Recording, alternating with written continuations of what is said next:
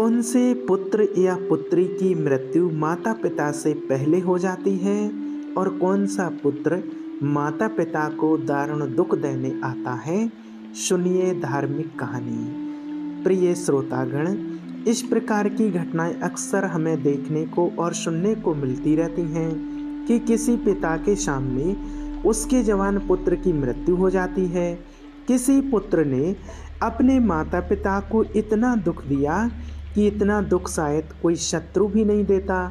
आखिर ऐसा क्यों होता है? तो आइए जानते हैं इस कहानी के माध्यम से कि पिता से पहले पुत्र की मृत्यु क्यों हो जाती है। एक समय की बात है, हिमालय पर्वत के शिखर पर पक्षियों की एक विशाल सभा लगी हुई थी और उन समस्त पक्षियों में कुछ ज्ञान चर्चा चल रही थी। कुछ पक्षी प्रश्न करते थे और उनमें जो ज्ञानी पक्षी थे वह उन प्रश्नों के उत्तर देते थे। ज्ञान चर्चा होते होते एक प्रश्न ऐसा खड़ा हो गया जिसे सुनकर सारे पक्षी अचरज में पड़ गए और वह प्रश्न यह था कि मृत्यु लोक में कुछ पुत्रों की मृत्यु पिता से पहले क्यों हो जाती है और कुछ पुत्र माता पिता को दारुण दुख क्यों देते हैं। ऐसा क्यों होता है? जो पिता की आंखों के सामने ही उसके जवान बेटे की मृत्यु हो जाए, उस पिता को कितना दुख होता होगा। होना यह चाहिए कि पहले पिता की मृत्यु हो और पुत्र ही पिता का दाह संस्कार करे, लेकिन कई बार कुछ अभागे पिता को अपने हाथ से अपने पुत्र का संस्कार करना पड़ता है। ऐसी स्थिति में एक पिता जीवित ही मृत्यु के समान कष्ट भोगता है। कई बार कुछ बेटे अपने माता पिता को ऐसा शत्रु के जैसा व्यवहार करते हैं, उन्हें मारते पीटते हैं, उनकी देखरेख नहीं करते हैं, उन्हें तन्हा छोड़ देते हैं। प्रिय श्रोताओं, समस्त पक्षियों में यही चर्चा चल रही थी। किसी के समझ में नहीं आ रहा था कि आखिर ऐसा क्यों होता है। विषय बहुत ही महत्वपूर्ण था। तभी पक्षीराज गरुड़ का उस सभा में आगमन होता है। पक्षीराज गरुड़ एक बूढ़े गिद्ध का रूप धारण करके आते हैं और एक जगह पर बैठ जाते हैं। सभी पक्षियों ने खड़े होकर के उनका अभिवादन किया। आखिर गरुड़ जी कहने लगे, पक्षियों, आखिर आपके बीच में किस बात पर चर्चा चल रही है? किस बात को लेकर आप इतनी उलझन में हैं? तब उनमें से एक पक्षी खड़े होकर कहने लगे, गिद्ध महाराज, हम यह जानना चाहते हैं कि हमारे बीच में आज का जो संवाद है वह यह है कि पिता से पहले पुत्र की मृत्यु क्यों हो जाती है। तो पक्षीराज गरुड़ कहने लगे कि हे पक्षियों, सनातन धर्मशास्त्रों के अनुसार आपका यह जीवन पिछले जन्म पर आधारित होता है और यह भी जरूर नहीं है कि पूरा जीवन ही पिछले जन्म पर आधारित हो, लेकिन पिछले जन्म का हमारा कुछ हिसाब किताब अगर बाकी रह जाता है तो वह हमें इस जन्म में पूरा करना पड़ता है। प्रिय श्रोताओं, पहले हमें यह समझना होगा कि हमारा कर्म ही हमारी गति तय करता है, अर्थात आपके द्वारा किया गया कर्म ही आपके भविष्य को निर्धारित करता है। गरुड़ कहते हैं, पक्षियों, कर्म ही भविष्य को निर्धारित करता है और कर्म 4 प्रकार के होते हैं। नंबर 1 संचित कर्म, नंबर 2 प्रारब्ध कर्म, नंबर 3 आगामी कर्म और नंबर 4 वर्तमान कर्म। इन चारों कर्मों का अलग अलग फल होता है। इनमें से जो संचित कर्म होते हैं वह हमारी अगले जन्म में हमारे साथ रहते हैं और उन्हें कर्मों का फल हमें कभी कभी दुख और सुख के रूप में भोगना पड़ता है। मृत्यु के बाद यह भौतिक शरीर तो नष्ट हो जाता है, लेकिन जो सूक्ष्म शरीर होता है वह जन्म जन्मांतर तक आत्मा के साथ जुड़कर रहता है और हमारे जितने भी सगे संबंधी होते हैं वह किसी न किसी कारण बस हमारे साथ आते हैं।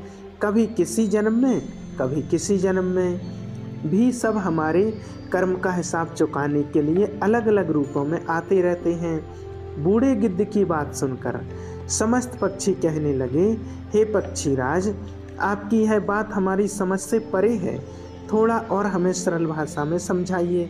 तो पक्षीराज कहने लगे, हे पक्षियों, ध्यान से सुनिए, मैं तुम्हें एक अद्भुत और रहस्यमयी कथा सुनाता हूँ। इस कथा के माध्यम से आपको यह जवाब मिल जाएगा कि पुत्र की मृत्यु पिता से पहले क्यों हो जाती है। सभी पक्षी चुपचाप बैठ जाते हैं और पक्षीराज गरुड़ कथा सुनाना आरंभ करते हैं। गरुड़ कहने लगे, हे पक्षियों, एक गांव में एक किसान रहता था। उसके परिवार में उसकी पत्नी और एक लड़का था। कुछ सालों के बाद किसान की पत्नी की मृत्यु हो जाती है। उस समय उसकी पत्नी की मृत्यु हुई थी। उस समय लड़के की उम्र मात्र 10 साल की थी। तब किसान ने अपनी दूसरी शादी कर ली। उसके बाद किसान की दूसरी पत्नी से भी एक पुत्र पैदा हुआ। संयुक्तवश किसान की दूसरी पत्नी की भी मृत्यु हो जाती है। तब किसान अपने दोनों बेटों के साथ अकेला रह जाता है। कुछ समय बाद किसान का जो बड़ा बेटा था, जो पहली पत्नी से पैदा हुआ था, जब वह विवाह के योग्य हो जाता है तो किसान ने बड़ी धूमधाम से अपने बड़े बेटे का विवाह कर दिया। धीरे धीरे कुछ समय बाद किसान बीमार पड़ जाता है। बीमारी के चलते उसकी ज़्यादा हालत खराब हो जाती है और एक दिन उसकी भी मृत्यु हो जाती है। किसान का जो छोटा बेटा था, जो उसकी दूसरी पत्नी से पैदा हुआ था, वह अपने सौतेले भाई के साथ रहने लगता है। बड़ा भाई अपने छोटे भाई को बड़े प्रेम से रखता था। धीरे धीरे समय गुजरता चला गया। एक दिन किसान का छोटा लड़का बीमार हो जाता है। तब उसकी हालत ज़्यादा खराब रहने लगी। बड़े भाई ने कुछ आसपास के वैद्य से उसका इलाज करवाया, परंतु उसे कोई आराम नहीं मिला। बूढ़ा गिद्ध कहता है, हे पक्षियों, ध्यान से सुनो, बड़ी ही अद्भुत कहानी है कि किन कर्मों से पिता से पहले पुत्र की मृत्यु हो जाती है। जब बड़े भाई ने अपने छोटे भाई का कई वैद्य हकीम से उपचार कराया, लेकिन उसके सुधार में कोई परिवर्तन नहीं हुआ। छोटे भाई की दिन प्रतिदिन तबीयत बिगड़ती जा रही थी। काफ़ी धन भी छोटे भाई के इलाज में खर्च हो चुका था। इलाज करते करते बड़ा भाई अब थक चुका था।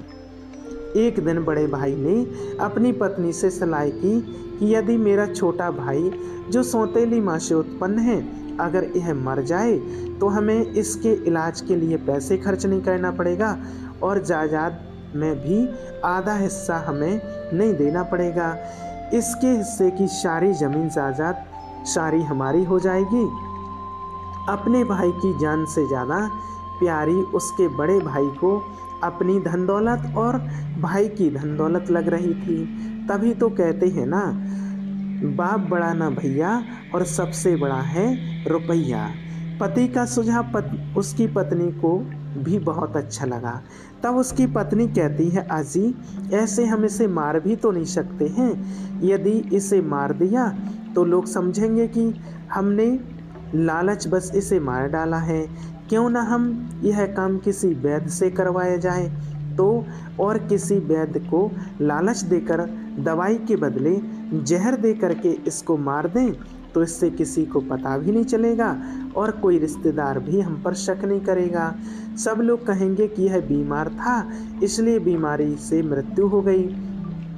बड़े भाई ने पत्नी की बात मान ली और मन में विचार करने लगा कि यदि किसी से बात की जाए तो हमारा काम बन जाए।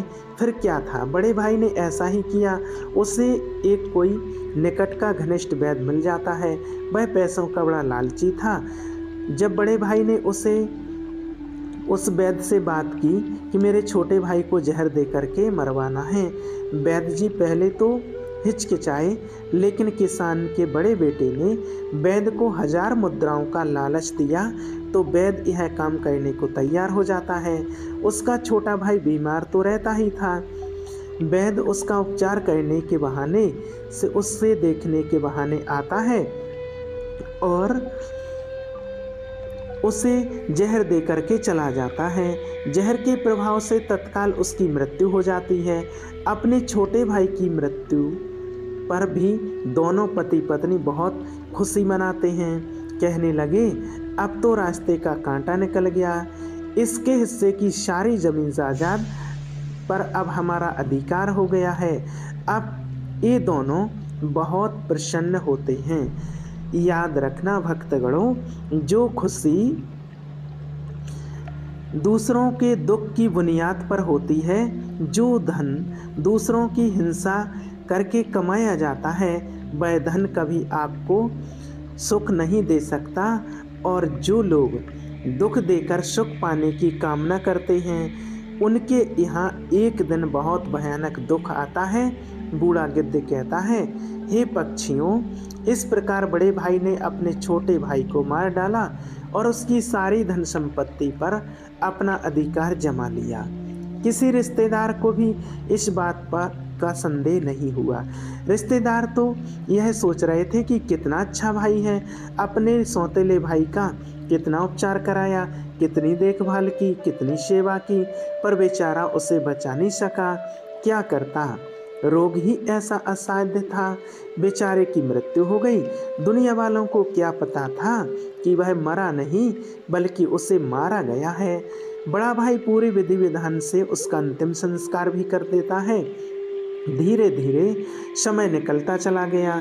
फिर गिद्ध कहता है, हे पक्षियों, कुछ महीनों के पश्चात उस किसान के बड़े लड़के को एक लड़का पैदा होता है। बेटे की खुशी में दोनों पति पत्नी बहुत प्रसन्न होते हैं। बड़ी धूमधाम से उस लड़के का जन्मदिन मनाया जाता है। पूरे नगर में मिठाइयाँ बांटी जाती हैं और बड़े ही लाड़ प्यार से अपने उस पुत्र का पालन पोषण करने में लग जाता है। कुछ वर्षों में वह लड़का जवान हो जाता है। उन्होंने अपने लड़के की एक सुंदर सी कन्या देख करके शादी कर दी। बड़ी धूमधाम से किसान ने अपने बेटे का विवाह किया। बेटे की शादी में खूब धन खर्च किया। बेटे की बहू जब घर में आ जाती है तो वह लड़का कुछ दिनों के बाद अचानक से बीमार रहने लगता है। माँ बाप ने उसके इलाज के लिए बहुत से वैद्य को बुलाया, बड़े बड़े डॉक्टर को बुलाया और उसका इलाज कराने लगे। जिसने जितना पैसा मांगा उसको उतना पैसा दिया गया। सब कुछ दिया था कि लड़का ठीक हो जाए। अपने लड़के के इलाज में अपनी आधी संपत्ति तक बेच डाली, लड़का बीमारी से सही हो जाए इसलिए। परंतु कहते हैं ना, जिस पर जिसका जितना कर्ज है वह अवश्य चुकाना पड़ता है, चाहे कोई कैसे भी चुकाए। उस लड़के की दिन प्रतिदिन तबीयत खराब होती चली जा रही थी। लड़का बीमारी के कारण मरने के कगार पर आ गया।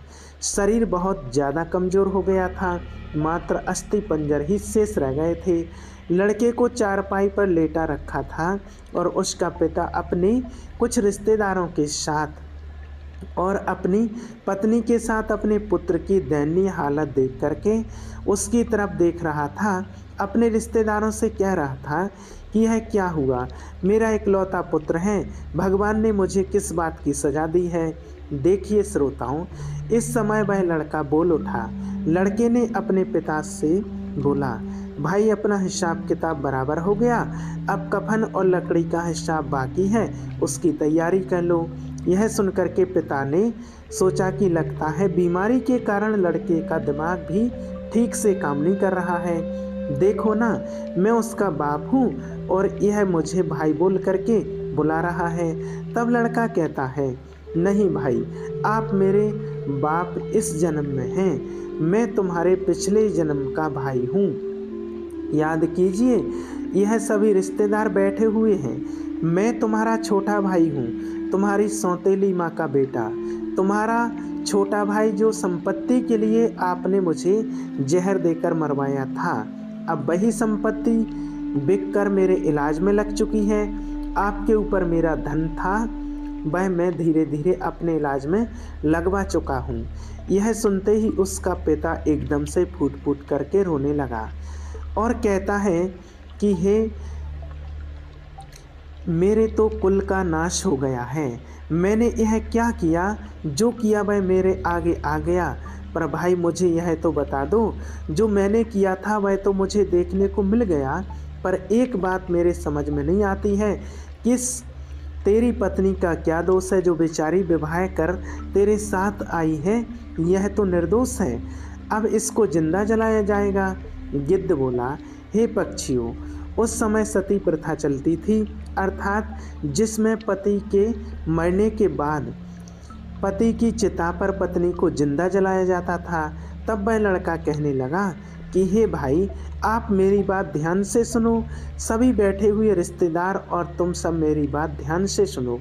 तुमने वैद्य को मेरे इलाज के लिए बुलाया था, उस वैद्य को तुमने कुछ पैसों का लालच दिया था और उसने मुझे जहर दिया था।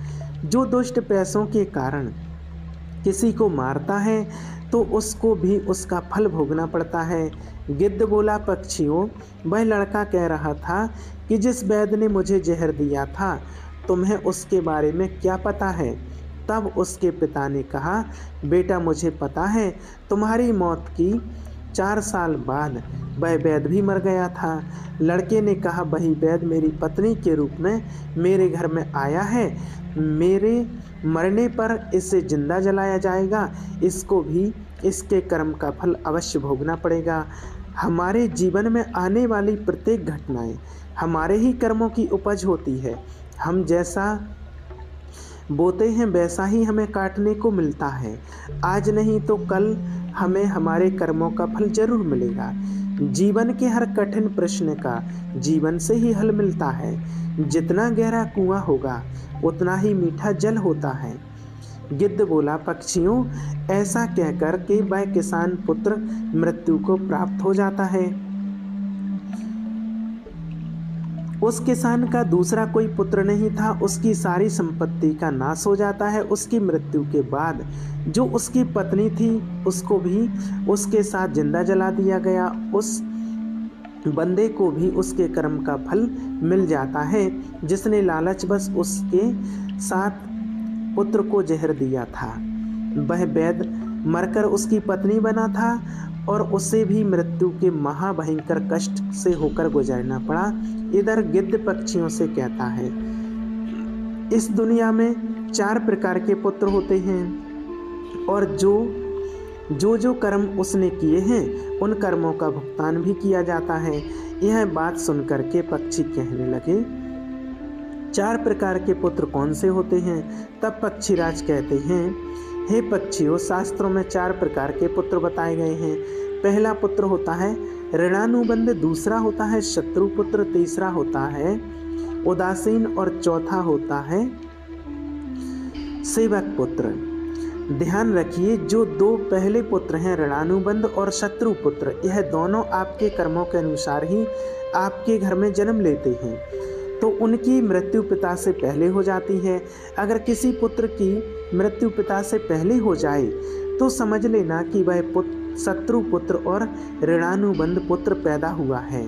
प्रचलित मान्यताओं के अनुसार यदि आपने अपने पूर्व जन्म में किसी को किसी प्रकार का दुख पहुंचाया है और वह व्यक्ति आपसे किसी भी तरह का बदला लेना चाहता है, लेकिन वह किसी कारणवश बदला ले नहीं पाया क्योंकि वह कमज़ोर था और वह किसी तरह तड़प तड़प कर मर जाता, तो निश्चित मानिए वह व्यक्ति इस जन्म में आपका पुत्र बनकर लौटेगा और फिर वह अपना बदला जरूर पूरा करेगा और आपको अपने ही पुत्र की मृत्यु देखनी पड़ेगी। जरा सोचिए, अगर किसी के सामने उसके पुत्र की मृत्यु हो जाए तो उस पिता को कितना असहनीय दुख होता है। इसका मतलब यह होता है कि यदि आपका पुत्र आपको मृत्यु तुल्य कष्ट दे रहा है तो समझ लेना कि आपके पिछले जन्म का वह शत्रु हो सकता है या वह व्यक्ति हो सकता है जिसको आपने कभी मृत्यु तुल्य कष्ट दिया होगा। ऐसी संतान आपके जीवन को हर तरह से कष्टों से भर देती है, आपका जीवन नरक बना देती है। ऐसी संतान आपको मारती है, सताती है, आपके धन संपत्ति को कर्म के माध्यम से बर्बाद कर देती है और एक दिन आपको भीख मांगने पर मजबूर कर देती है।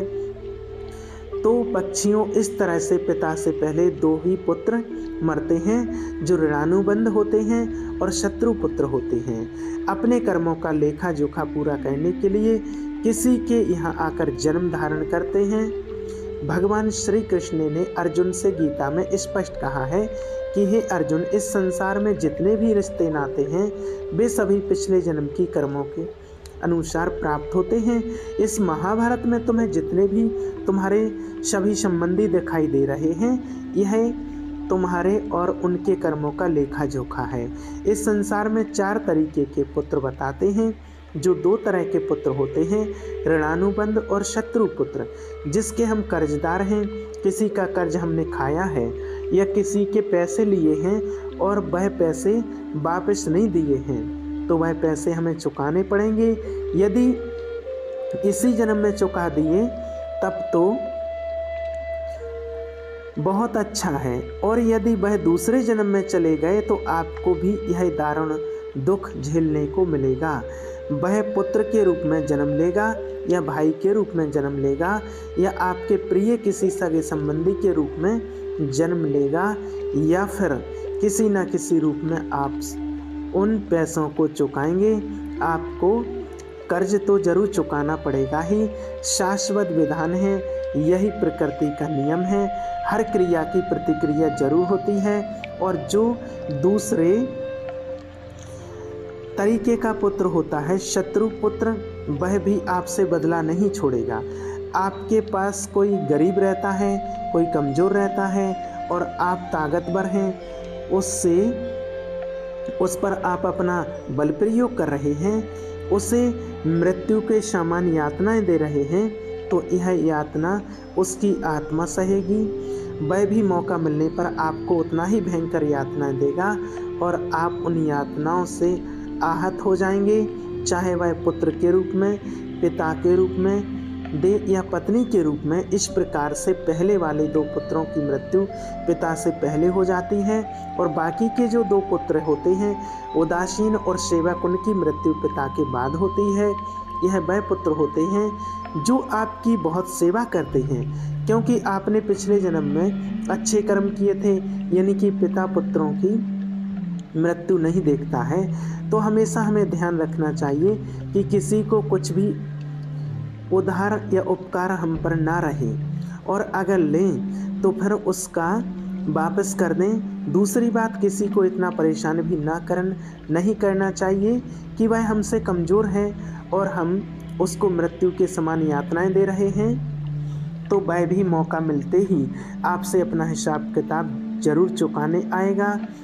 अब तो आप समझ ही गए होंगे कि कौन से पुत्रों की मृत्यु पिता से पहले हो जाती है और कौन से पुत्र माँ बाप को कष्ट देने के लिए आते हैं। भक्तगणों, सीधी सी बात है, अगर हम किसी की मदद करते हैं, किसी के साथ उपकार करते हैं, मुसीबत में मदद करते हैं, गरीब लाचारी में सबको उसको धन से मदद करते हैं या सहायता करते हैं, तो समझो आप अपने प्रियजन या पुण्य कर्मों की संख्या बढ़ा रहे हैं। कर्म और मित्र मुश्किल वक्त में आपके साथ जरूर खड़े होंगे, और यदि हम किसी के साथ बुरा करते हैं तो शत्रुओं की संख्या बढ़ा रहे हैं, जो आज नहीं तो कल किसी न किसी रूप में हमें चुकाना ही पड़ेगा। जय श्री